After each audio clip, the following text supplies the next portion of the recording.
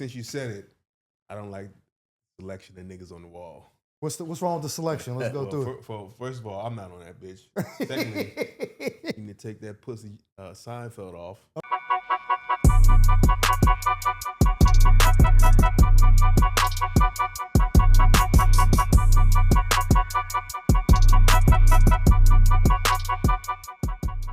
Welcome back to another episode of the Mike Murphy Show. I'm your host, comedian Mike Murphy. I'm here with my man, the Grand. John Grimes. Special guest in the building. He's the most arrogant asshole I know in comedy, but that's my guy. Without further ado, let's welcome Naim Lynn to the show.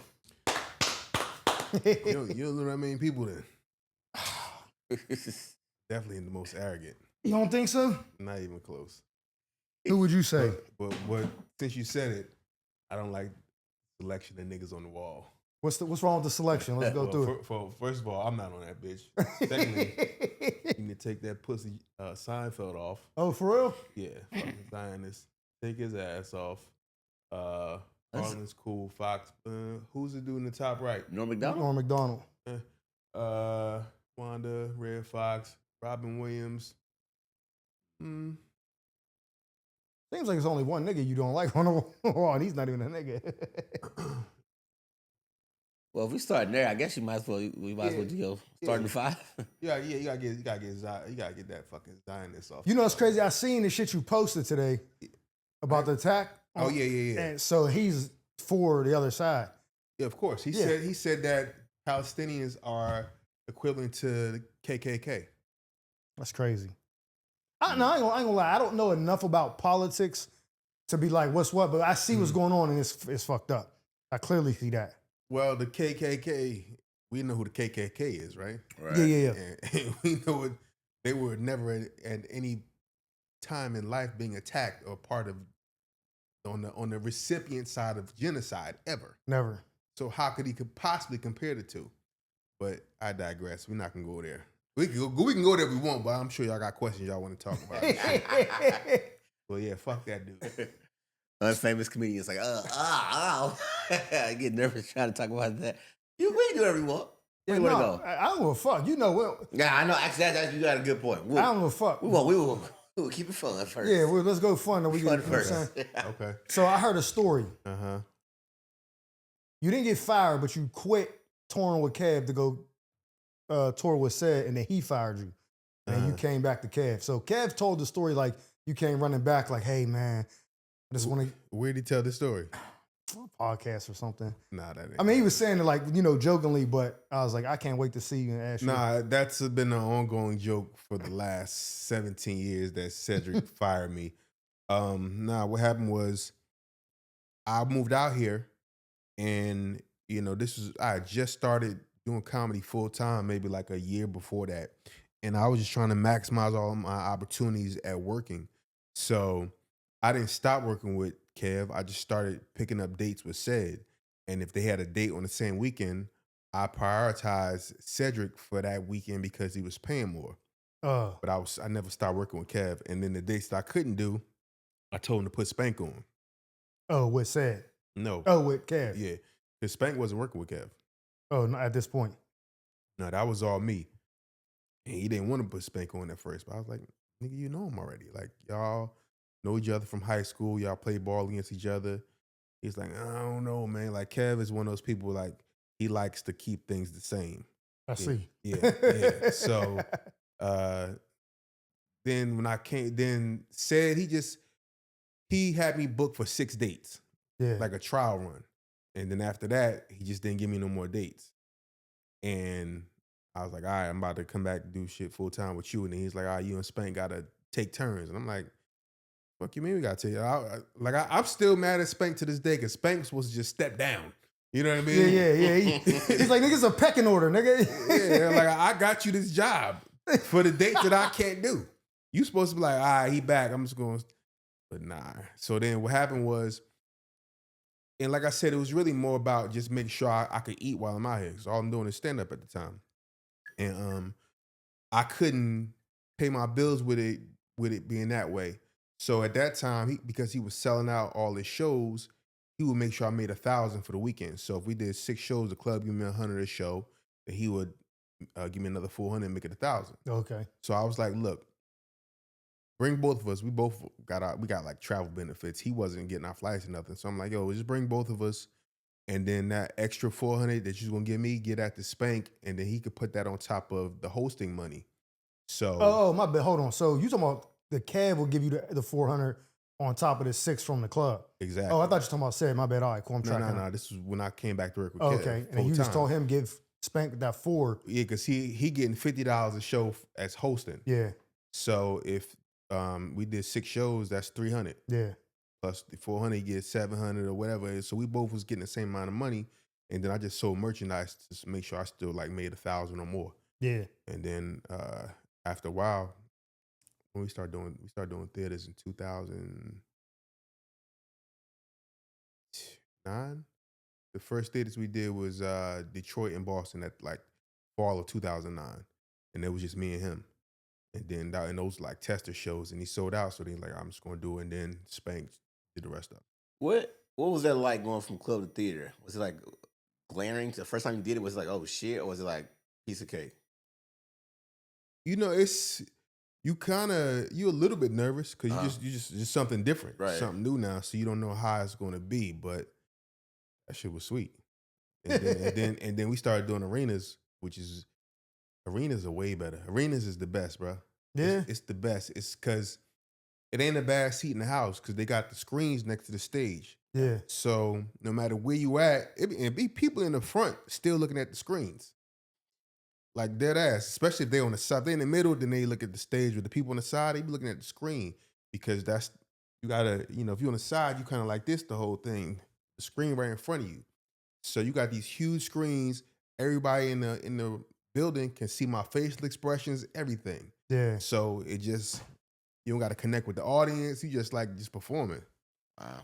First time, I only seen Kev and y'all once, Mm-hmm. and it was in Pittsburgh. I hadn't even started comedy yet, and it was I don't remember. This might have been a Console Center, PBG Arena, basically where the Penguins play. What year? I think 2012 or 2013. Yeah. Yeah, Probably, 2013. Probably arena. It was the show where he was like, get fire on him. And he Yeah. like 2013, something like that. Laugh for that was Let Me Explain. Yeah, Let Me Explain. Yeah. So it was that show, me and my girl went or whatever, we was watching. I was like, yo, this shit crazy. Mm-hmm. We was like, we didn't have shitty seats, but like you said, we just watched on the screen. I never looked at the fucking stage.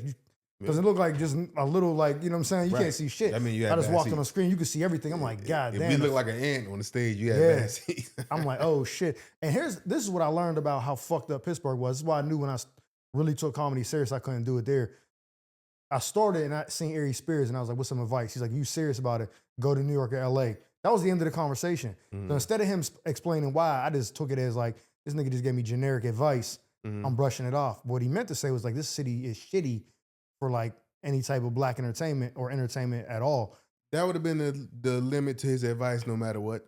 Yeah. So when I went to see y'all, that PPG Arena hold, I think like 18.5 or something at the time. I mean, it still probably does. He didn't. Which is not all of that because the back of the arena is cut off for the stage. The only way you can use all of these is if we performing around, which we did on one tour. Yeah. So I seen mad seats. It wasn't sold out. Is my point.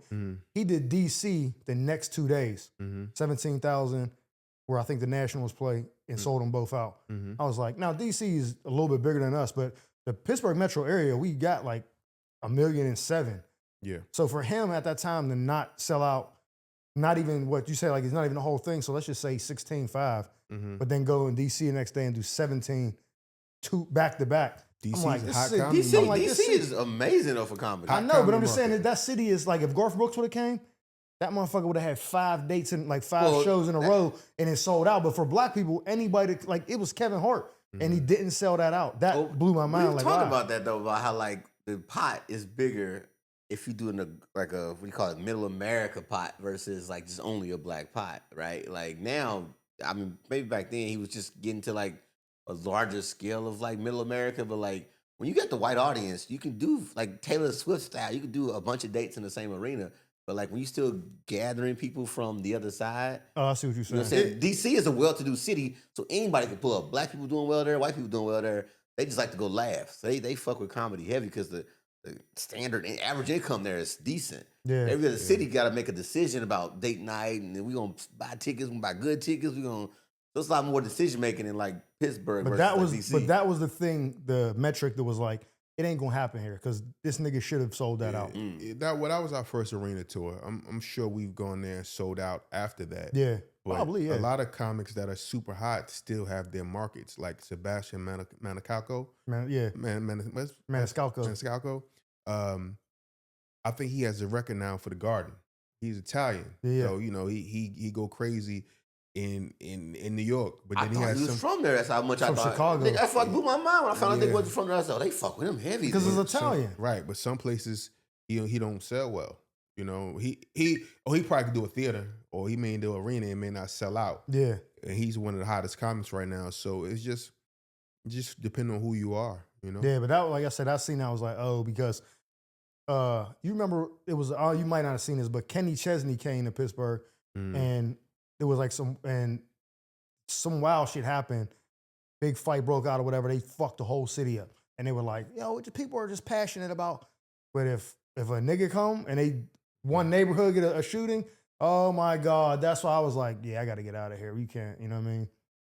But I mean, it's other reasons to get out of Pittsburgh, but yeah. oh yeah, facts. But I'm saying for what I was actually doing, don't like. I don't hate Pittsburgh though. you don't live there. Yeah, but you go to cities, you're like, I get the fuck out of here. I never felt that way about Pittsburgh. Pittsburgh, it's all right. I wouldn't want to live there, but I don't hate it. Yeah, nah. So you said something earlier. You said when y'all first started, Kev wasn't getting y'all flights and all that. Mm-hmm. I mean, now y'all fly private, but you and Spank both got features that y'all bring with y'all when y'all do y'all tour, right? Yeah, we tour together. So Yeah, but I'm saying y'all both have a feature each, right? No, Or y'all flip flop. They do the show the same day. Yeah, they're together. They wouldn't do two different features. It'd be we did have it was alternating guys. Oh, It was okay. Jonathan okay. Martin and Lawrence Killebrew, but Lawrence don't do shows with us no more. So it's just Jonathan Martin, and then it's this girl named Just Pam that does some shows with us too. And do you cover their flights and stuff, or they got to get it? Nah. well, you know what? This is a good point. Like, so the journey of If I could afford to, we was making money, I definitely would. But Jonathan got a flight connect. That's what you gotta do. You gotta get a flight hookup. I was gonna say, sometimes it feels like this journey, bro. Like you got to be lucky, got extra money, or you gotta just take losses on the way up because you got a flight connect. You can't get out. Like when I first started trying to get dates with other comics, I just was like, I'm not going on vacation no more. My day job for regular vacation. I'm gonna use all my money I would say to go on vacation. I'm gonna just put that towards flying to whatever city your comic's going to, and just count that as a loss. That's my vacation. Wherever city they're going to, I'm gonna pay for tickets there. Ain't no cute shit. I ain't going to Mexico or Cancun. Whatever. If you going to Ohio, I'm flying to Ohio. I'm gonna try to get that weekend with them. So like, you either gotta take losses up top, or you gotta get a hell of a flight deal. So y'all both have flight deals coming up. Yeah. So here's why I think that's a bad idea. Going on the road with somebody don't do nothing for your career. It might help you with a little bit of a following, and it can make you a little bit of money if it's a guy that like is selling out. But doesn't it help with your reps? The advancement of you get the reps, you get stage time. Yeah. But it's not helping the advancement of your career. It could actually hinder it. I've experienced that myself. So I think the best thing to do, and if you got a flight hookup and you got somebody you could work with, of course, it's great. But it's really important to try to build your own brand and get your own following, get your own tribe, all of that stuff, and get your own opportunities, or you're just going to be an opener forever. So I was going to ask you that because I talked to Spank one day. I was at the studio, Mm-hmm. and there was a question I had for both y'all. I was like, because you guys are the anomaly for features. Mm-hmm. Most people don't end up in that situation because there ain't no fucking 20 Kevs running around. You know what I mean? Mm-hmm. So he Lewis Bell asked him this, but his answer was kind of different. Do you ever feel like at some point you wish you'd have just pivoted off and just kind of like took a step back from? Because of course you with him and you doing, like you said, arenas or whatever. And if you go on your own, it might be like, shit, now I'm barely selling or whatever, but I'm establishing my own audience. At some point, do you wish, like, I wish I would have done that? Or are you like, I'm good where I'm at? Yeah. Yeah, I mean, till this day, I still think about it. It's tough. it's tough working with that dude, yo, because people really don't respect you. You'll always be, oh, he's with. Yeah. It's like I hate that. It's because it's fucked up, but it's like, Well, then you look at the flip side of the life you have, and you're like, oh shit. Yeah. So the problem is, one of the problems with it is, you create this lifestyle, you create this overhead, and then you got to continue to fund it.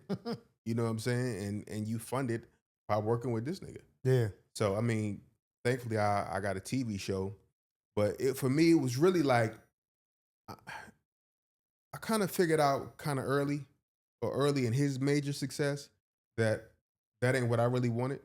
I ain't want that shit. That his level. Yeah. I think you said it was either you or Spank. Somebody said his phone was ringing like every eight minutes. Not because of that. I just don't want the responsibility of having to do an hour every night and kill. But at the same time, if it's your tribe, then it's easier. Yeah. You know, they That's just true. like I went to see Josh Johnson. Yeah. And I wasn't really familiar with his shit. I know he had been going viral, and then, you know, this chick I know told me like, oh, he's so great. Me and my son love him. Yeah, I didn't know him neither. He told me about him. Yeah, so I was in Newark one day eating, and it's like, yeah, he's performing across the street at the New Jersey PAX. So I'm like, I got some tickets real quick for like $15 or something. And I went in there, and no shade, but I was falling asleep. You know what I'm saying? And it's definitely no shade to him because I don't really find nothing funny. So I was falling asleep, but the people in there were enjoying him because that's his tribe. They know him already. They come for They that love what he does. specific style of comedy. Yeah. You know what I mean? That's actually a good point, because then you could kind of look at it as, even when you're doing your set, right? Mhm. If you're doing any kind of featuring, your shit could be amazing. Mm-hmm. But if it ain't your tribe, they like, this nigga is funny, but I am here for somebody else. Exactly. And that shit will eat at you no matter what. You like, I know I just did some fire shit. I Y'all go got on me stage fucked and up. kill, and then they don't matter because they there for they. It's like you at a movie and you watching the preview, like, oh, that shit's pretty good. Mhm. Yeah, that looks good. But then you're like, all right, Here's what we the came preview's for. been on for a fucking half Come hour. on, Predator. Turn on Predator. Start where's the playing this movie? shit, yeah. And then you know, Interesting. then by the time he went and did his thing, they forgot about your ass. That's a good perspective because honestly, I would have thought at this point, being that y'all been so tight knit for so long, that his tribe would be your tribe by proximity. Default. So Yeah, like they see this nigga every time they see him, they see him. it was like that for a minute when he still had the large black fan base. Yeah, But then, as he transitioned to a movie star, and the tickets got higher, and then black people, you know, maybe one that of the two, disposable income, man. one of the two of the specials, they wasn't feeling like that. Then he like, man, we watch this shit on Netflix. But he's a movie star, so them white folks come out. Our shows be predominantly white, like 75, 80% white. So they coming out, and they're not familiar with the Plastic Cup Boys. Yeah, You know, they're maybe new to the. yeah, maybe a little bit, but that black fan base, the early fan base, they was coming out to see everybody. Yeah. But now it's like some of these people coming out, I could be in the middle killing this shit. Killing. Where's Kevin? You know, you hear that shit from the audience. So when you go out now, Joey host. Uh-huh. You do like what, 10 up top, Depending on how good he doing. and then Spank goes out, Yes. and then you. Yeah. It's the same order every time. Yeah. Oh. Joey does about, he's supposed to do 10, but he if he rolling, he might do 18. Oh shit. Spank usually does the least amount of time. He be forgetting his shit sometimes, so he'll do anywhere from 12 to like 17, and then I do 30. Oh, wow. Oh, that show long as fuck. Yeah, and then Kev do an hour. So I thought it was gonna be like 10, 15, 15. Oh, that you talking Nah. about that show? I thought you talking about y'all dual show. I no, was no, like, the one oh, with Kev. nah, yeah, Oh, wow. So that's like a 2-hour show. exactly. But people paying that money, they should get 2 hours. Yeah. But Spank has the sweet spot Yep. because they probably think he's it, Mm-hmm. and then I Then come another up nigga come out. and do a fucking half hour. So, but yeah, I'm like, I got to do the time because we on tour for 2 years and I'm not getting on no other stages. I'm still creating during that time, Yeah. and I'm like, I got to do it. And if I just be leaving shit out, then I'll be forgetting about that material. And Is that where you're working it out at? Working out on 10,000 people is That's hilarious. Nah. So you see me, I go up around town all the time. Yeah. I'm always working on my shit. And then when we go back out, then I got a new set. And depending on how fast we go back out, I may only have 20 at first, but then I'm still creating, and I might be creating around town. Or if I have something I just think is just really funny, then I'll try it in the middle of a set. You talking about one, maybe two jokes. I'm not getting up there just working out. Right, no, I mean, I'm working out a 10 the piece. idea of saying like this new joke, I got this. It's still a good, funny joke, but the idea that 10,000 people get to hear a brand new joke, and if it works like you want it to, that's like it gotta be no better feeling than that. Like this new shit just hit. Oh, you know what? All these people laughing. A lot of people think it's better to try new jokes on a smaller audience, and it kind of is. But if you do an open mic, and let's say it's like mostly comedians. Yeah, it's not as honest. I stopped doing it. You try a joke and then it don't work, and you think it's not good, and the joke could be good. Told him that. I said I stopped because when I came out here, the thing was I was like, I'm moving out here. They do mics every day, all day. You can go. I'm like, I'm gonna be hitting mics like crazy. When I started doing it, I realized I'm like, this shit is pointless because these motherfuckers in their phone looking at their shit, thinking about what they gotta say. They're not listening. Hating too. Or sometimes they'll be like, oh, I'm taking that. You know what I mean? Like if it's something good. So doing it in the open mics out here is not really like the probably way it was maybe when y'all started or whatever.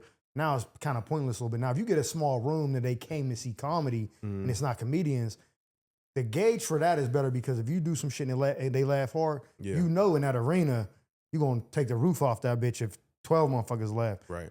But then if you do some shit in front of the 12, 15, however many thousand, and they go crazy, well, that's kind of your barometer because that's the shows you do. Yeah. You don't need to gauge it with a smaller audience because if they laughed, that's what you do. So what's the point? You know what I mean? They're trying to figure out if this works for smaller groups. Nah, it works for the people I'm doing it for.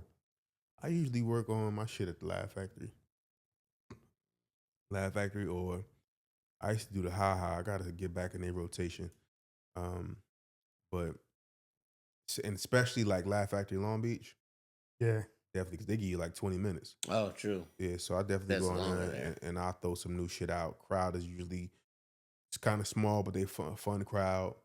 And then, if I got something that I need to get out, I'll throw it out there. It don't matter really where I am, because I'm just like, if not when am I gonna do it? So I got a question. So you got a show, Assisted Living, what, season 7? They're airing. We come back tomorrow. We like halfway through season 6, but we filmed 7 seasons already. All right. So what you act on it, but do you have a role in behind the cameras?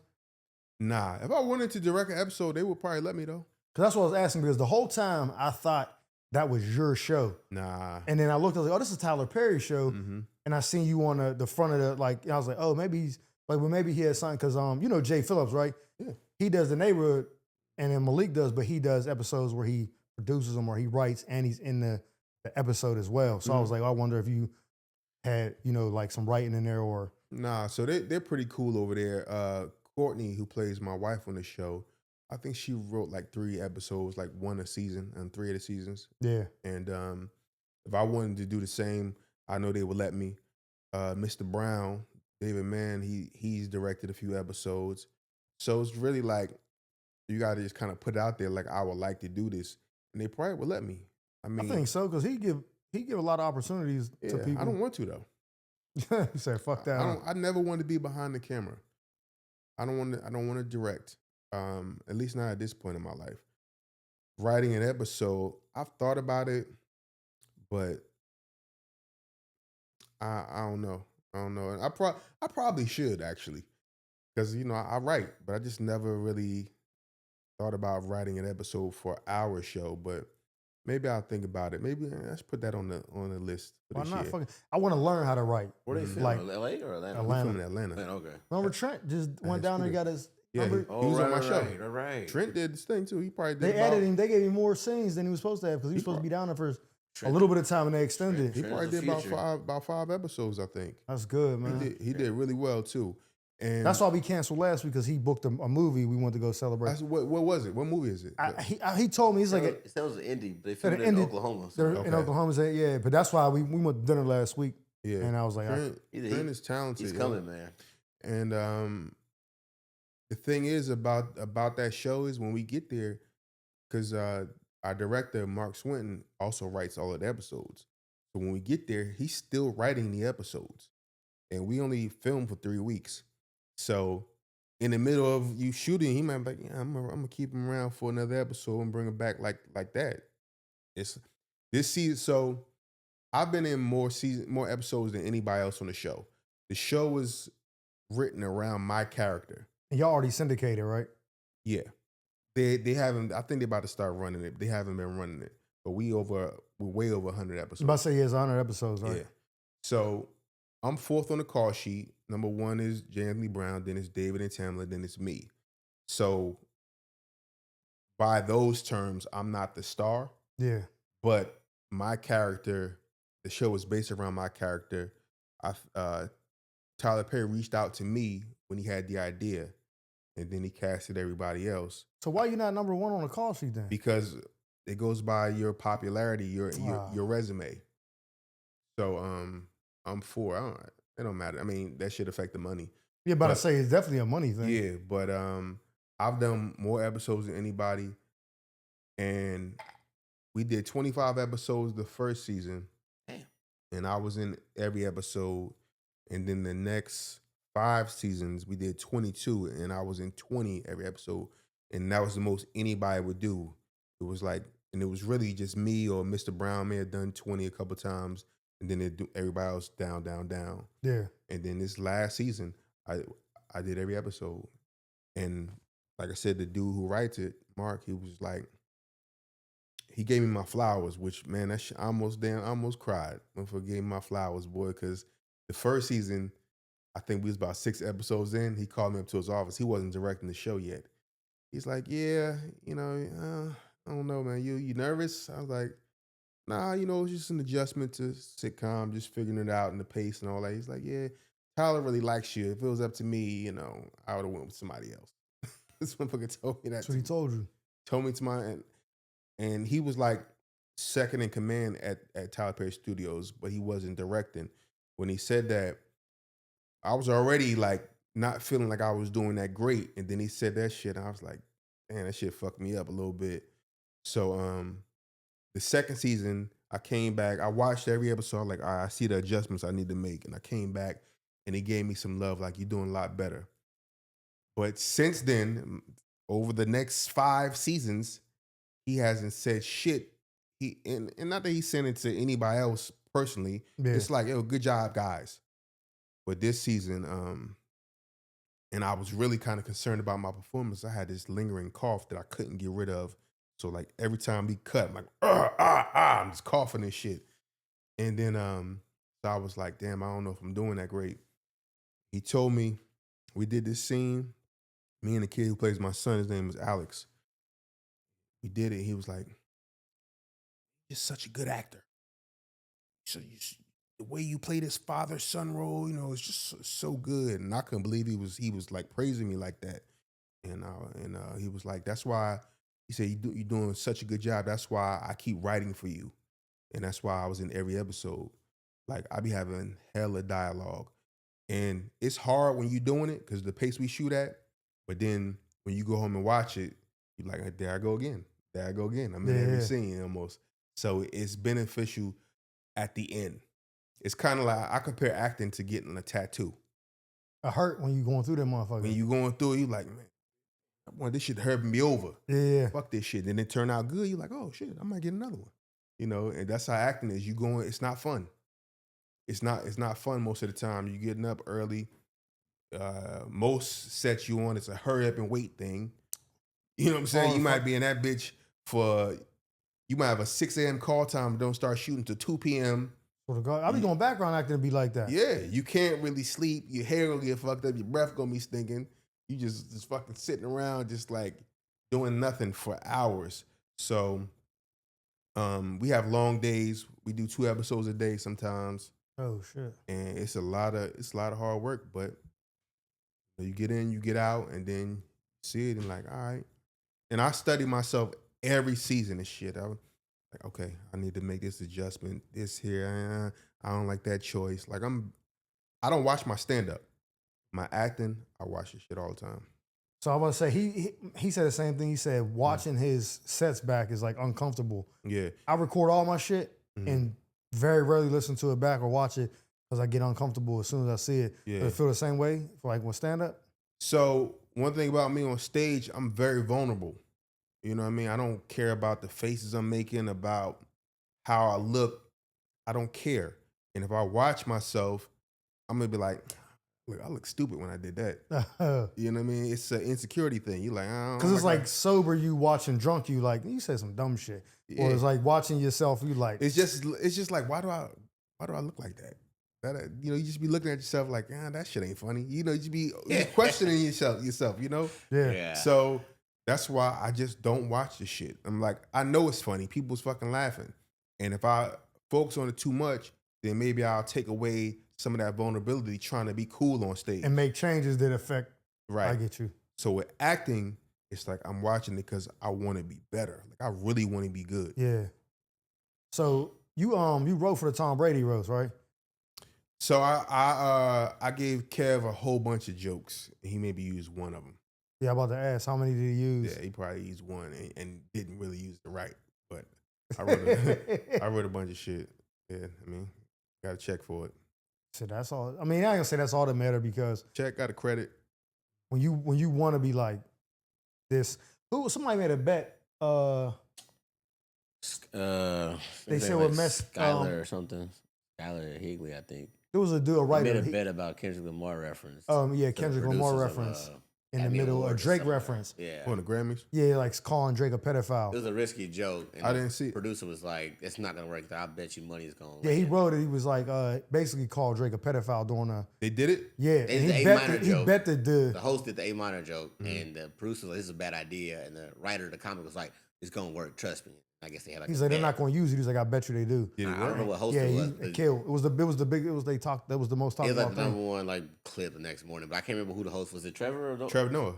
Was it him that did the joke? No. This wasn't Trevor. This was it was a couple months back. I forgot what comic did it, but it worked, and everybody was like, "Look, aren't you glad it worked?" The comic was like, "What award was that? Was it It couldn't have been Grammys. It must have been like Billboard. No, Grammys just happened this weekend.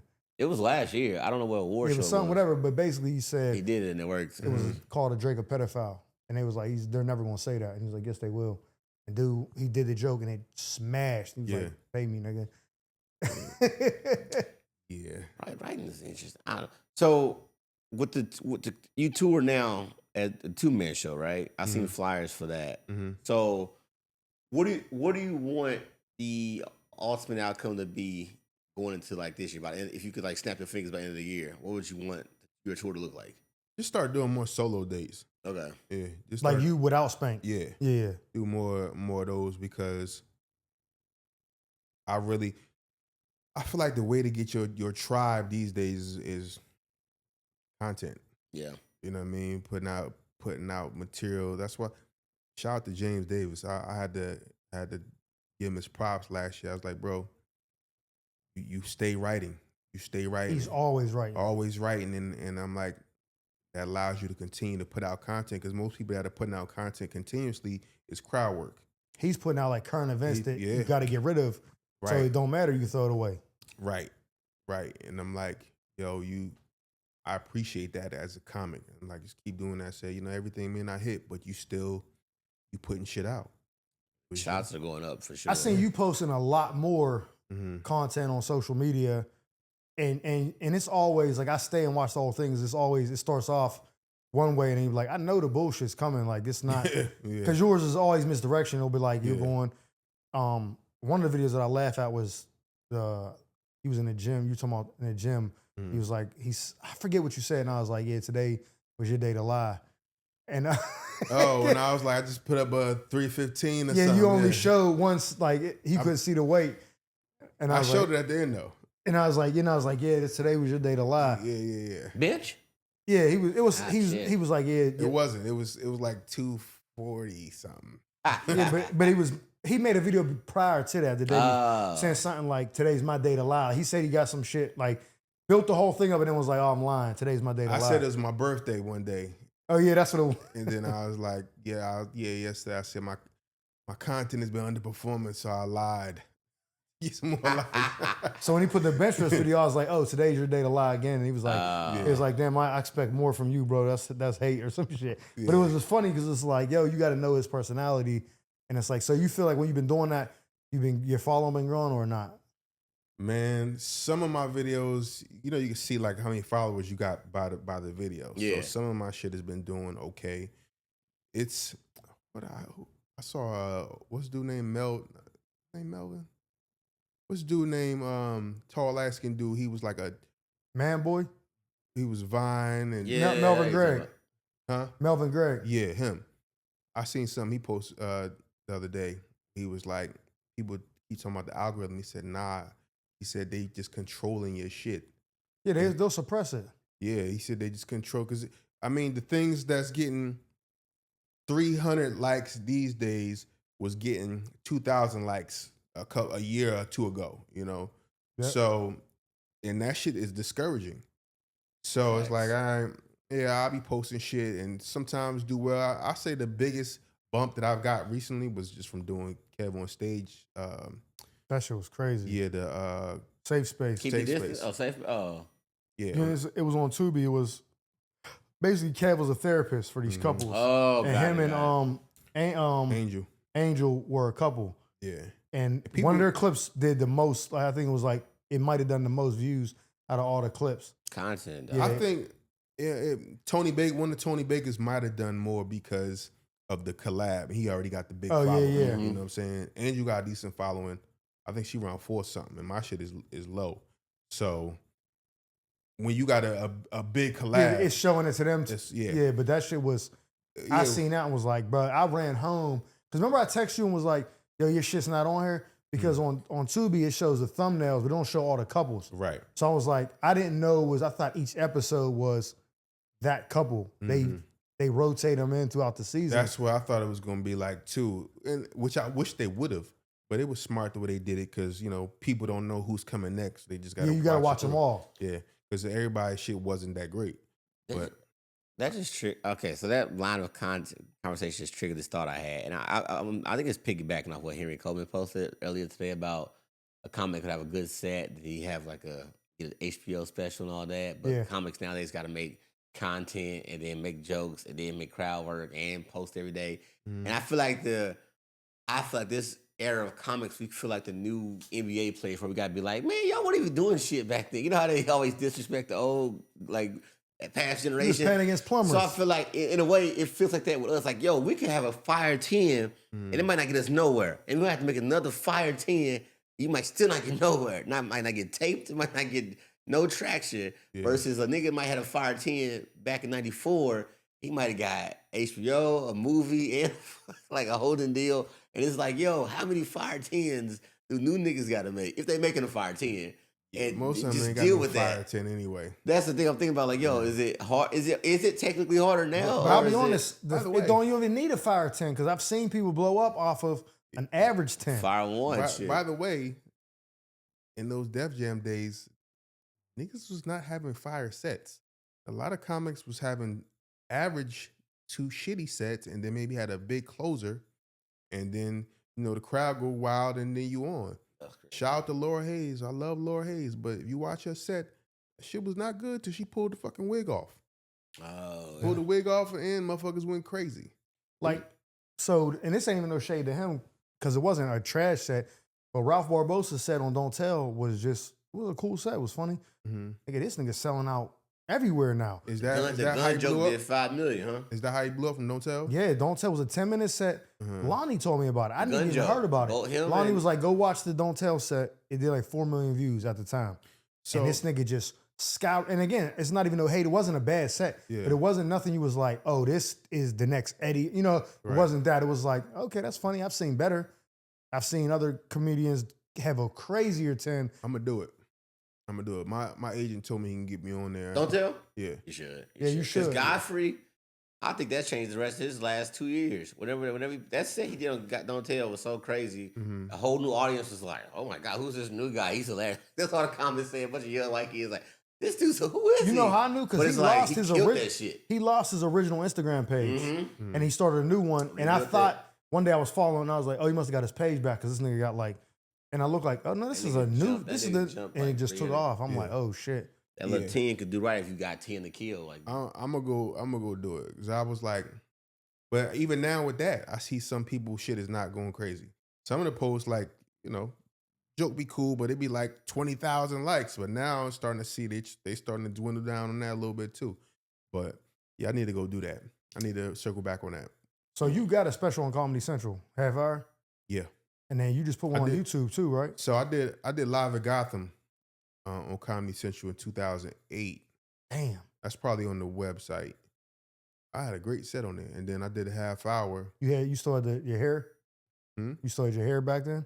I still have my hair? Yeah. Fuck out of here. No, I'm saying like you had locks. Oh, locks. Right? Yeah. I thought you better trying to say I'm bald now. No, nigga, no. I'm saying you had locks at one. What you talking about? Nah, I cut that off in 04. Oh shit. Last TV appearance I did with my locks, stand up wise, was Showtime the Apollo, and then I was on fucking Change Your Heart,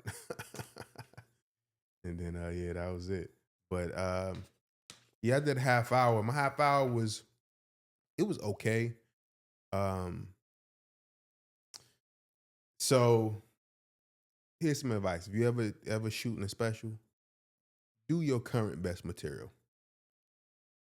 I didn't do my best material. First of all, they took too long to give me that. I felt away because I felt like after I did Live at Gotham, they should have gave me my shit like the next year or within 2 years. Wait. The Live at Gotham is a 30-minute. Nah, Live at Gotham was like their kind of version of Def Jam. Oh, okay. The half hour, I did that in 2012, and at that time we were talking about doing a Plastic Cup Boy special. Yeah. And I'm like, all right, well, I'm going to save my best shit for that because that's going to get more attention.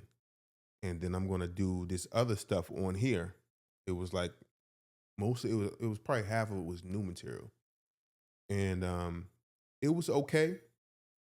The material aged well because if I post some shit from it now, it usually gets, people be laughing. And I look at it like, oh, that was a pretty good joke for 14 years ago. Yeah. You know what I'm saying?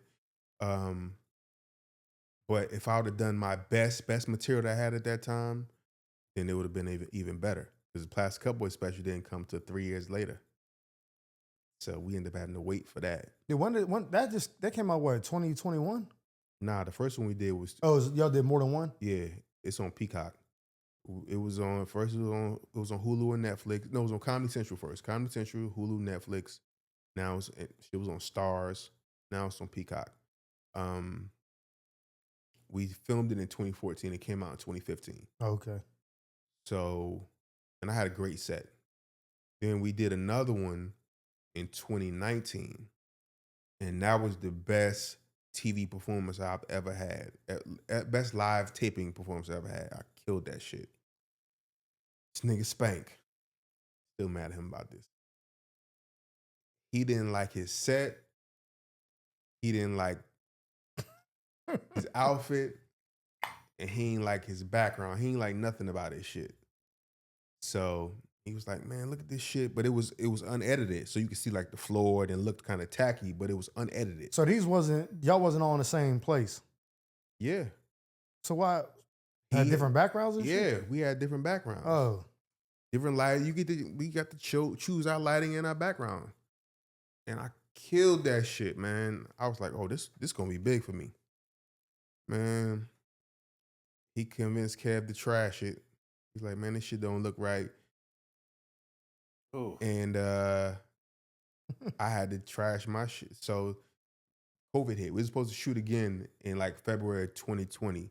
And this time Joey was going to do it because Joey wasn't on the first one. And I was like, yo, we could do it in Jersey on Valentine's weekend. Joey was like, nah, they not going to be, we ain't going to sell no tickets. It's too late. I'm like, nigga, it's Valentine's weekend. And I'm from Jersey. This is my area. We can sell tickets. It's going to do fine. But I think Joey just wasn't ready. Yeah. He wasn't ready with his set because he hadn't been performing or whatever. So we had to wait till the next year, 2021. We shot it in Atlanta, which is not a great place to shoot. And if we'd have waited like 2 more weeks, because everything was just starting to open up. If we would have waited 2 more weeks, we would have had way more options, places to shoot. We had to do the mask. We shot two shows. My set was ass, honestly. It was the first one was okay. The second one, I closed the second one, and usually when me and Spank tour together, it's the opposite. I closed the first one, he closed the second one because he's better with the later crowds. Yeah. Man, I went up there. I was giving it to him. I was like performing my best. I was really going in, and they just was just like, it was late as hell.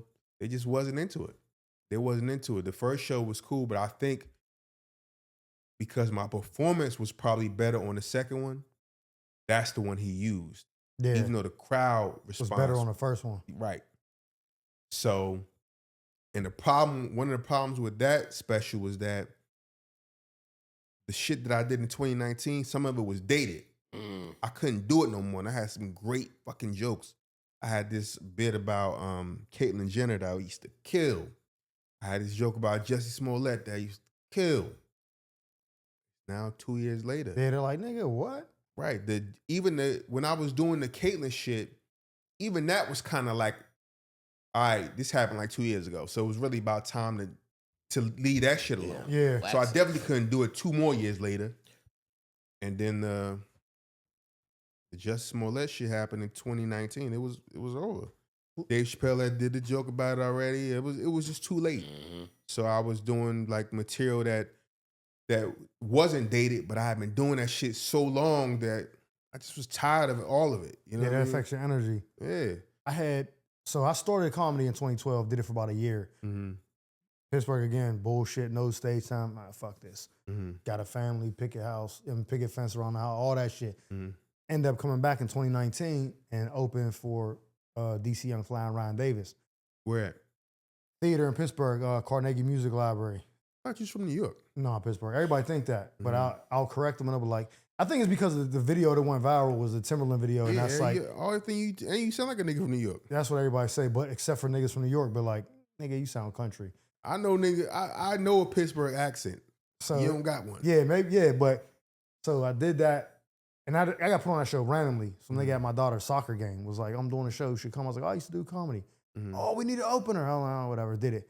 I had a joke because remember there was it was Trump was the president the first time. Mm-hmm. It was a government shutdown, so there was no kitchen staff for when Clemson came to the White House to celebrate the national championship. Okay. He fed these niggas Wendy's, McDonald's, and Burger King. McDonald's And when they asked him about it, he was like, "There's no greater American food," and it was like going crazy. And I was like, "Oh, and I was doing this shit, and I was making fun of that, and it was fucking killing. And I had never. There's no stage time, so this was like me working it out for this big 1,000 people in this theater, and it was so loud. And I wasn't that good yet.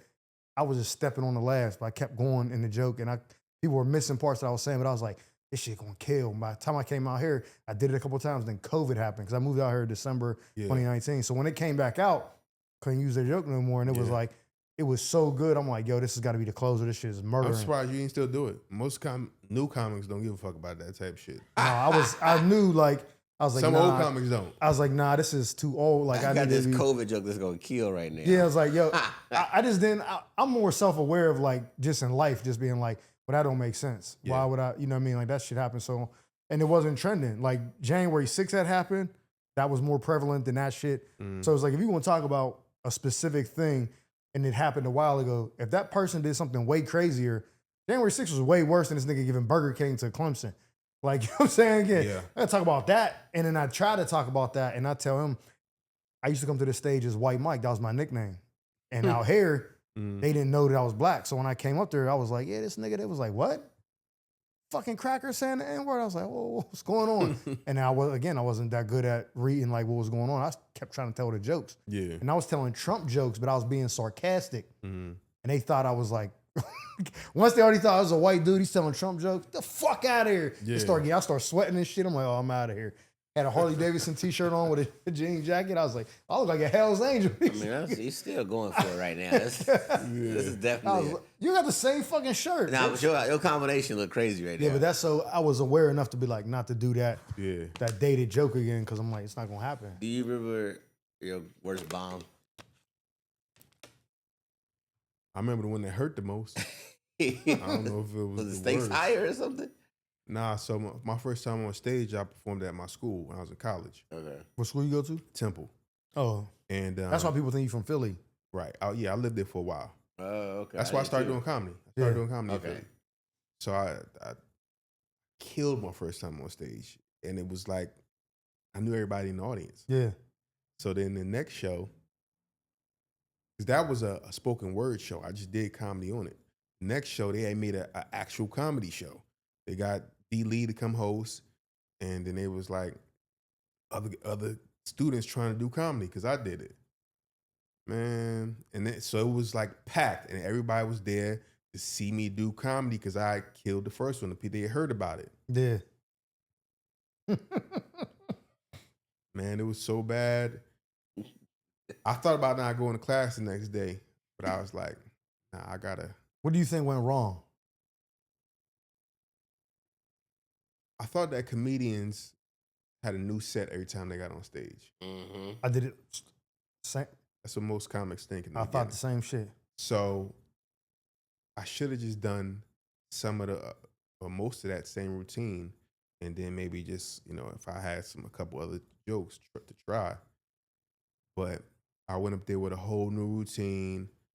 Stakes was higher. The pressure was there this time. The first time, it was my first time on stage. I wasn't even nervous about performing. I was more nervous about remembering my routine because I had like 20-minute set my first time on stage. God damn. So my boys that came down from Jersey, my niggas from high school, I didn't drink it this time. One of my boys like, yo, take a shot of Hennessy. It's going to make you funnier. And not that the Hennessy affected me because it was only one shot, but it was just like a lesson. Yeah. So, and I was like, I'm never drinking again. I didn't drink again till I was 27. At that time, I was only 20. But I went to school the next day. This one girl, her name, I'll never forget this shit. Her name was Tanya. She was like, yo, B, she from New York. Yo, B, I don't even know what to say. I was like, nah, I'm cool. But I was hurt inside and I quit. I'm like, I ain't doing this shit again. But one of my boys was like 6 months later, he was like, yo, just try again, just try again. So I was like, all right. But that happened the right way for me, because if I would have bombed that first time, I probably wouldn't be doing this shit. Yeah. So God knew, like, yo, let's give this nigga a little taste of success. You gotta see it, yeah. And then we're gonna bring him back. We're gonna humble him. Because I'm like, all comedians say their first time on stage was terrible. I gotta stand and know I'm about to be the next Eddie Murphy. Like, I was feeling myself. That's sort of God. Same here. Yeah. And Y'all then, had good first sets? I knew everybody, so I went out there with the confidence of, I'm just telling, like I told you it was a bet. I put it on Twitter. I used to write a blog, like a comedy blog, basically like where my videos are now. I was writing those out, and people, and they were like, yo, you funny as hell. So I was like, I'll do it. Like 60 people came to the Improv in Pittsburgh, showed up, did it. The only thing I fucked up was I went over time. When you go over time, they just cut the music on. Ain't no like keep flashing you. how much time was it? You get 6 minutes. Okay. So I wrote, when I practiced at home, I was at like 5:55 every, and you know when you do it in person. The laughter make it longer. Yeah, so I wasn't counting for that because I never did it. So when I was getting to the punchline of the last joke, they put the music on and shit, and I was like, oh, okay, got off stage. Dude was like, yo, how long you been on comedy? Because Pittsburgh's small. He's like, I never seen y'all long. I was like, that's my first time. He was like, come on, my nigga, stop playing. Like, how long? I was like, nigga, I never did comedy before. He was like, oh shit, you got a talent. I was like, oh shit, okay. But I had a good set. All my sets were good until I got to LA. And then I start seeing niggas windmilling from them. I'm like, oh, them little layups I was doing, this ain't the same shit. And then it was bad. But I just thought we was in Tommy T's. I ate that shit. Yeah. That was the first time I was like, maybe this ain't for me. Like, I was like, this shit's crazy. I was in Dallas this past weekend, and the second show on Saturday, first they Y'all was said in Addison or Arlington? Arlington. They said it was supposed to be full, but it was so cold out there. So, oh yeah, the weather was fucked up. So ended up being a small crowd. And every show you do, there's somebody in the audience that just they don't laugh at you. They just They like this. Yeah, there's always a couple people that just are not feeling you. You're not. Hopefully, you make everybody laugh at some point, but everybody's not gonna laugh at every joke. Yeah. And then somebody's not laughing at any joke. And then some days, every once in a while, you get a crowd of everybody's that nigga. but I actually wasn't doing bad. I had to start talking to the crowd. They just were, that was the worst crowd I performed in front of in a very long time. They just was not giving it up. So I'm like, all right, I got to pivot. You know, I've been doing it long enough to where I could like, all right, let me start talking to these motherfuckers. Sometimes I told him now you got to go into the crowd Yeah. to get them, especially nowadays because they're so used to seeing all this crowd work shit. They think like people who never went to comedy shows before and they're just like That's what starting it to go, is. Yeah. they think this is what it is. Like, let me sit in front so I can talk to this person, I can talk to that person. Mhm. And when you're doing, you're like, hey, I got this. They're like, hey, nigga, this ain't how it's supposed to be. You're supposed to interact with us. You're like, no, the fuck I'm not. Like, Right. I got jokes to tell. And they don't know that, you know what I mean? So when you go, you're like, oh, I see what I got to do. You play this game. Nobody in the audience is more interesting than me. I'm not giving you the chance to be more interesting than me. That's why I don't like to talk to the audience at all, honestly. Like, if you so interested, motherfucker, you have a mic. I'm not letting you have a moment. Well, in front sometimes of me. most people that are talking to the audience, they're initiating the conversation with the audience these days. Right. So It's like they're searching for the person to be more like looking for the viral moments. They don't even Yeah. got to be more interested in you. They just got to say something that like, and when you do it often, they're gonna say something that you already got a response for. Yeah. Yeah, like They a prepped. back pocket joke, Yeah. stock shit. You be like, oh, I'm gonna fill this in, you know what I mean? And it Yeah. looks like, You oh, he just thought came about up with that off- just yeah. right off the top. I get for content purposes, but like if I can't watch a special of that yet, crowd work. No. Because it's really out of context for the viewer still. From TV sitting at home, I'm like, wait, is there a backstory? Like what happened? Like you can't catch up to it as you would sitting in a room. Like, well, That's why I can't tell if the crowd work specials are really working. like Nate for the Jackson did a audience, crowd yeah. work special. Yeah, Right. but it was half material though. Yeah. Okay, yeah, so I was thinking. I think it was like there's 20 no way minutes to in, and just- then he went to the material. But then Mm-hmm. the problem is this, and I told you this before. One, he like made a big announcement, like we're about to do this. You just got to go into it. But two, when you see people doing crowd work in these different clips, that might be 5 different shows where you're getting these good clips. You're getting all of them from one show. That's You know what I'm saying? really, So that's really like hard. you're going in one show, you're bouncing around, making a special out of that instead of being like, oh, this is like a compilation Yeah. of these 5 cities or whatever.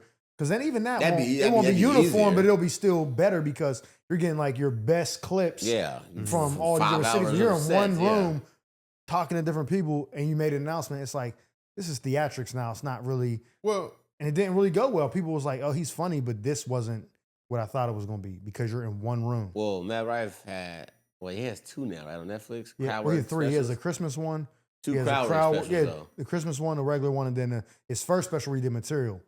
And I just don't know. I'm assuming because it didn't get clipped up and put all over the internet like that. Like I just don't think that when people watch it, especially a person that's not like a dedicated tribe member, you probably watch it like I feel like I'm missing something. Like I know I'm not at the show, but like it's so hard to watch crowd work from the outside and think like you not missing some moment. I think that's comedy. Period. Yeah, you, like you it's- watching some shit at home on your couch versus being there is not going to be the same ever. Yeah, yeah. Because first of all, you don't have the energy. Yeah, You don't have the person next to you to laugh with. not as intimate. Yeah, And laughter is contagious. Somebody over there be cracking up and make you laugh. Right. You know what Yeah. I'm saying? So the crowd work shit, it's a skill. Like everything, the social media comics, all that shit, I don't judge nobody like, yo, that's a skill. it's hard. It's The so shit hard. you To do. I couldn't do that shit. This content, you putting up these videos there, it's a skill. Knowing how the algorithm works and when to post and all that, it's a skill. And you gotta learn how to do that shit. So I don't judge nobody. I'm an old school comic. If I want to go and fuck with the crowd, I can, but I'm really up there trying to tell these jokes. Yeah, yeah. And if I need to pivot sometimes, then I will. But that's really never like part of my plan. I know I look at it like people come to laugh, not to be laughed at. Yeah. Unless you are a person like Nate, you know that's what you're going for. Absolutely, Yeah, absolutely. they're going in with that mindset. Like, Yeah. I know this is, I bought VIP tickets. I'm to sitting in front because I Yeah. want somebody to say something to me. I get that too now, which is interesting. So I want to say, so you got a daughter. Mm-hmm. How old is she? Like 9 now? 10. 10? So when you being gone so much, when y'all go on tour, Mhm. how does that affect like y'all relationship or like the Well, things that we only work on weekends, so I'm still home 4 days out the week. We good. She don't like when I leave, but I'm like, So like, what about when y'all go to like Australia and fucking the Emirates and all that? When you gone? the most we ever go on is 2 weeks, Okay. 2 weeks at a time. And it's so funny because she cries when I leave sometimes, and then don't talk to me while I'm going. No, FaceTime another. I gotta reach out to her, or kids just have short-term memory. Mm-hmm. They cried, and like, all right, let me get on this Roblox. Yeah, they're like, okay, yeah. But I see you post her all like she's dope, like and your interaction with her, like some of the stuff, the lessons and stuff, is honestly if a person has a relation, like I had a daughter, she's about to be 17. Some of the stuff I'll see, like how you interact with her, I'll be like, I wish if I'd have been older and more mature at that age, I'd have been able to handle this situation. So now when I talk to my daughter, the relationship is different because I get to see like, this ain't how you go into the situation. So I commend you on that because I see some of the stuff like when a girl was picking on her and she said, she was like bullying her or whatever, and you went to school, like tell her this or whatever. I'm like, I'd have told my daughter, like, man, fuck that bitch up, man. Like I would have been on some, you know what I mean? Because I was like unfit, like rugged around the edges, unrefined. The hardest conversation, one of the hardest conversations we had was she told me one of the girls that she was friends with, at that age, somebody could be your best friend this year, next year you ain't talking to them, back and forth, whatever. So one grade, she was real close with this girl. The next year, this other new girl came in and she became best friends with her, and she kind of pushed this other girl to the side. That's what your daughter did, pushed her. Yeah. So then the next year, she got Tourette's, and that shit started going. It was kind of bad that year. It's a mild case, but it's distracting. Wait, your daughter has Tourette's or her friend? Yeah, my daughter. Oh, okay. So now she's in class. She's making little noises and shit. And now everybody looking at her like she's the weird kid. You know what I mean? She's the weird kid. She's distracting and all that. So nobody wants to really be friends with her. And so she asked that same girl that she had kind of curved the previous year. I think it was her. Like, what can I do to make people like me or something? And she was like, I don't know, maybe, change your hair or get some different clothes and all that. And she told me this. And me as a father and me as the part asshole and part confident dude that I am, I wanted to tell her, fuck them kids. Yeah, right. But I'm 47 years old. And I'm still sensitive about shit, but it's easier for me to say fuck somebody than it is for a 9-year-old at the time. Yeah. So I really had to tap into my emotional intelligence and just like, all right, what can I do to make my daughter feel more cool? Because she wants to be liked. She doesn't have the confidence to say, fuck these kids, I don't need them. She's 9. You know what I mean? And I don't want her to be having this traumatic experience that's going to affect her for the next several years. So I'm like, all right, let me try to find her some nicer clothes. Let me tell her how to respond to certain things. How you to give her act. money one time? I gave her money because this kid said she asked somebody for $1 to go to the little mart that they had, Coyote Mart, that they have at their school where they could buy snacks and ice cream and shit. And she said the girl told somebody else what she said, and then she was like, no. So I was mad, like, first of all, why you don't got $1? Why you asking kids for anything? And then she was really upset about that. I'm like, you know what? I said, this is what you're going to do. I said, I'm going to give you 50 singles. So you're going to go to school tomorrow and you're going to make it rain in that bitch. I'm like, yo, anybody that you cool with, like, yo, you need $1? You need $1? She was giving out dollars and shit. And then the same girl that told her no asked for $1. It's all. He gave it to her though. He gave her $2. Yeah, but that's better than not giving it to her because now I'm sonning you. Like, yeah, here. It was I could see if the instructions was to kill her with kindness. But you was like flex on that bitch. Yeah, it was to flex.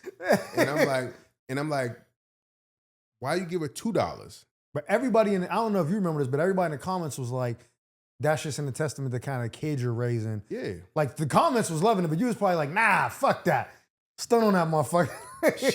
She's just that sweet of a person. And she gave I was like, then it was kind of become the thing. I'm like, yo, don't let nobody use you. Yeah. Because now, people just ask you for money that don't even fuck with you. If they're not your friend, they're not cool with you, then no, you get this to people that you cool with. But being a father being a parent is hard as fuck, yo. Or ain't no instructions. It's hard as fuck.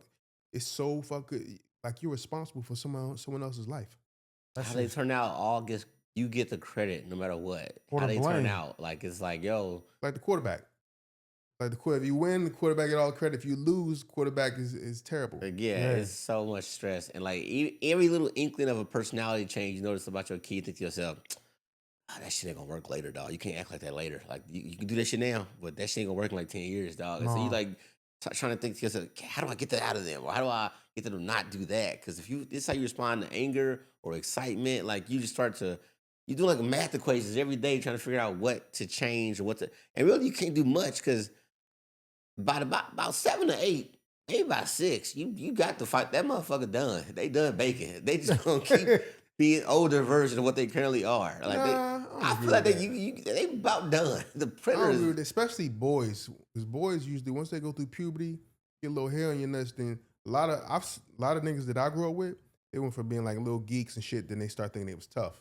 They start thinking they was cool. They start thinking they was tough. So they go through these changes, and then girls, once they get their period, then they become super mature. You know what I mean? So they gonna change, bro. I'm forever evolving. Like the core of you is going to be there throughout your life, right. Unless somebody, you have some type of traumatic experience or you get hurt in a relationship, and then it changes you in certain ways. But my daughter is still very impressionable, and I'm curious to see how she's going to be when she becomes a teenager and when she starts, get her period and all that. I'm curious. My boy, he like, yeah, man, wait, they change, bro. And I'm like, nah, I don't think my daughter gonna change that much. Because I didn't change that much. Yeah. Like I was, when my hormones was out of control when I was a fucking teenager. Like I wanted some pussy so bad, that for sure. But I didn't go through this weird phase where like I'm locking myself in the room. I still hung out with my mom. And not even on some mama's boy shit. Like we could just go grab lunch, dinner. Yeah. Like I always communicated with my mother. It was, I never went, and I never was a bad kid. I never went through that. I'm like, one of my boys used to take his parents' car and shit, playing hooky. I never did none of that stuff. I was always a good kid. Did your daughter act more like you think, or her mom? Really neither one of us, but really, okay. But her mom is definitely more outgoing. She's friendly. My daughter gets that from her. Got it. When I was younger, I was a little bit more outspoken. I went through some shit in my like late teens, early 20s that kind of made me like an introvert. Also living alone. I started living alone when I was like 19, and once you start being by yourself, then you just realize I don't got to talk. So I got a question. We'll wrap it on this. I got one question, and then you guys ask your question. Okay. So you're a car dude. Mm-hmm. That's like the one thing that I'll be like, I see your shit. What was your favorite car probably like in the last 10 years that you had? 'Cause my favorite car of yours, I'll say it once you tell me what yours was. I like all my cars for different reasons, so that's always a hard question. But if I say all around, probably that DBX, the orange Aston Martin SUV I had, because the color was dope as fuck. So this is how cars work. The people that don't understand being a car head, the outside of the car is for everybody else. The inside of the car is for you. Yeah. And you don't realize that until you buy the car. You can see this nice ass, fuck, I want that. And you get in, it's just a black plain ass car inside. Then it's doing nothing for you. Yeah. Until you walk up to it every time. But the people that are drive by, that's a nice ass car. Yeah. So interior is important for me. So the DBX, the handle on that bitch was incredible. It was it's an SUV, almost like a crossover, but it hit curves, it eat curves up. It was fast. It was nice on the outside, and the inside was dope. Because it's on a car frame, but it has an SUV body, right? Because it looks like you said, like a crossover. Like you like a RAV4 or something. That's a car frame with the SUV body, so it drives more like a car than the SUV. That's what I figured that would be like, especially as a sports one. Yeah, I mean, you wild for comparing a I'm just Toyota to an Aston Martin. I'm just saying that the class of RAV4 is crazy. Hey, I get what you're trying to say. Because if they wasn't like, if you took the badge, everything off, they would be in the same class of vehicle. You got to put the side by side up on the podcast, Eric, because now I didn't know what the fuck that was a RAV4 and an Aston Martin is crazy. We're good.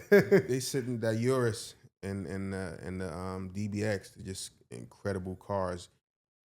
Aston Martin, they make the materials they use quality materials, but they always have problems. So I've had 2 Aston Martins and I have problems with both of them. Usually electrical battery shit, whatever. My fucking screen went out like the last couple months I had it. Like the infotainment screen, like I couldn't see shit. No backup camera, no.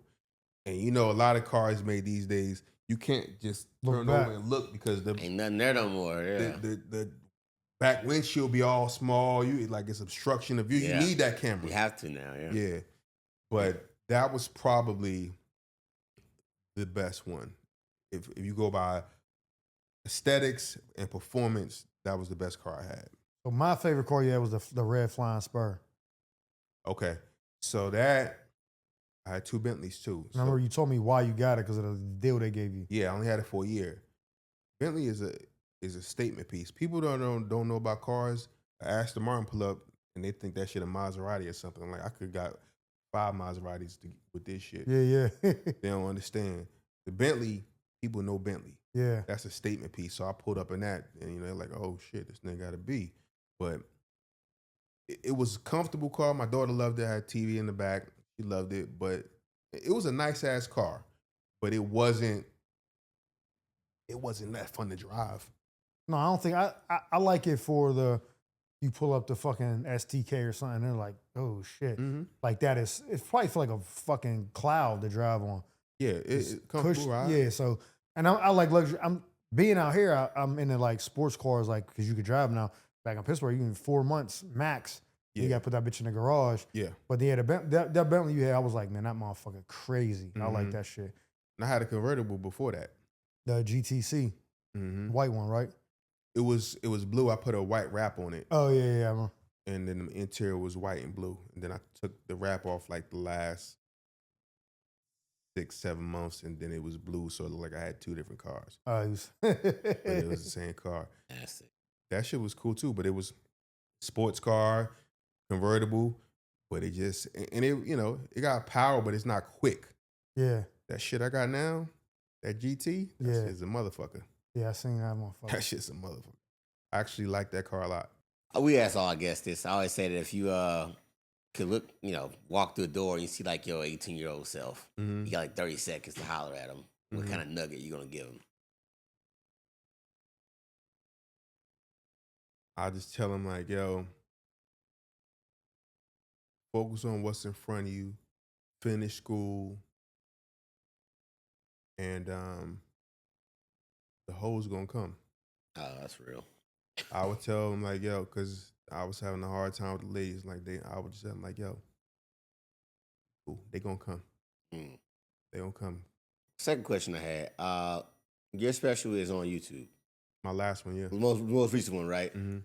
Is there a industry type answer you have or explanation that's like, let's say like one would think, right? Like, the industry, where you connected at, the work you've been doing, work you're currently doing, and how the stuff you're doing is on like syndication on online. Do you think that YouTube was the best way, or is it harder to try to get placed on one of the streamers? Man, it just depends on your marketing, who you got behind you. My special has a very low viewing, and it's unfortunate because it's some of my better work. Right. So it just depends, bro. I can't believe that it has such a low viewing. Do you wish you would have done anything differently about that, or are you No, still like I tried to get it on one of the platforms and they said no. It's So on YouTube, right? yeah, so that was my only option. interesting? And it's like I gotta retire this material. I got it recorded, so put it out here. It's for free. Y'all can watch it. Where's the views at right now on it? I haven't looked recently, but that shit was low. Like I don't know if it's 2,000 or 20,000, whatever it is. Either both are low, Yeah. and it's been up for like a year and a half. So Damn. Maybe you should. I mean, I don't know if you got a relationship with him, but you know, Ali Sadiq been putting shit on his platform. yeah, I know. And It's just it. Did you chop it up ever and like real turns like 50 reels or 10 like anything like that? Because maybe if you reintroduce it. You know, I put shorts out.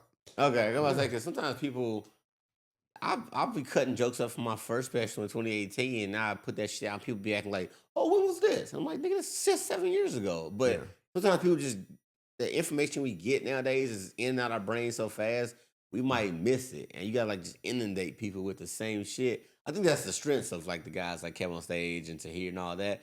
They inundate you with so much content that you see them everywhere that you go back to check on stuff you might have missed. yeah, And I don't have the commitment in me to constantly share. Even if I don't have the ability, I don't have can't that do either, it. and I just don't have it in me to beg people to watch my shit. Yeah. Something's gonna happen one day, and all of that material will be there for people to enjoy. Yeah. And they're gonna go back and watch it. And find a plethora of content. And oh shit, these got hours. We can watch. And here's hours. the kind of a disadvantage is that when you don't need them, like you're doing well. So when you're broke, you be like scratching every surface. You're doing everything. You're like, I have to figure this out. When you don't, you're like, well, it'll come around. You know what I mean? Like it's hard to fucking. I don't know if I was broke. You don't think that? It may be a little bit more energy, but I just don't. I don't like rejection, bro. So Nobody likes that. yeah. So if I'm putting it out there, that's why like I got a hold of my old special from that I did in 2009, and I started posting some of that stuff. And I really should post some more, but I was posting in. I've seen those clips. Yeah.